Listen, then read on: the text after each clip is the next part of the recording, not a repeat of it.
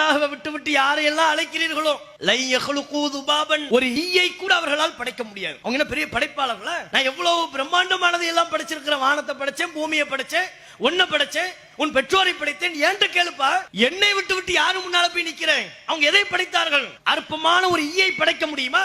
அல்லாஹ் கேக்குறான், லை யஹ்லுகு துபாபன், ஒரு ஈயை கூட அவர்களால் படைக்க முடியாது. வல விஜ்தமஊலஹு, அவர்கள் அனைவரும் ஒன்று சேர்ந்தால். அப்துல் காதர் ஜெயிலானி, ஷாவுல் ஹமீத் பாதுஷா, பெண்கள் பகுதியில் வேற சில அவுலியாக்கள் இருக்கிறார்கள். ஒரு வாதத்திற்கு இவங்க எல்லாரும் ஒன்னு சேர்ந்தா கூட அல்லாஹ் சொல்லுகிறான், ஒரு ஈய கூட படைக்க முடியாது. படைக்க முடியாதோடுங்கிறது அல்லாஹ் நிறுத்தல.